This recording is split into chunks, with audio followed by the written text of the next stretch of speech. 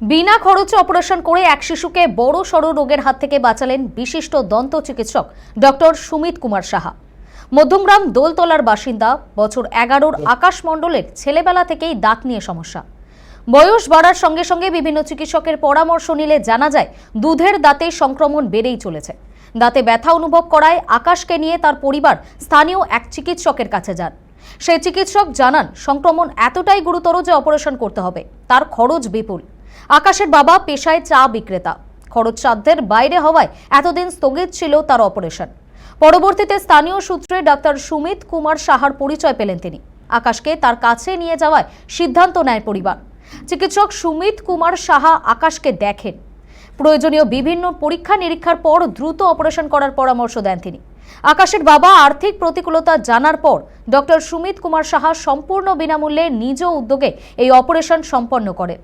Operation শেষে বিশিষ্ট দন্ত চিকিৎসক সুমিত সাহার এই উদার মানবিকতার রূপকে কুর্নিশ জানিয়েছেন শিশুটির বাবা প্রবীর বণিক।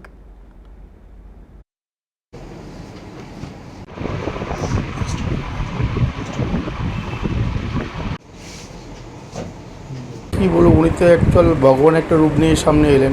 আমি তো এটা জানার পরে এই খরচা সাপেক্ষ যে ব্যাপারটা, তারপরে তো আমি ভেঙেই পড়েছিলাম। তারপরে উনি বললেন এসব কোনো চিন্তার কোনো কারণ নেই, আমি সমস্ত ব্যাপারটা করে দেবো। তারপরে আশ্বস্ত হলাম এবং আজকে তো ডাক্তারবাবু সেটা সম্পূর্ণভাবে করে দিলেন। যে আমরা যেখানে থাকি দোলতলা, ওখানে আশেপাশে যখন আমার ছেলে এই প্রবলেমটা ধরা পড়লো, তারপরে অনেকেই ওই ডাক্তারবাবুর নাম বললেন যে একবার অন্তত এই ডাক্তারবাবুর সাথে কনসাল্ট করে তারপরে এগোনো ভালো। তাই সেই মতো অবস্থায় ওনার সাথে যোগাযোগ করি এবং উনি দেখে তারপরে এখানে আসা। কীভাবে ধরা পড়েছিল, সিমটম কী?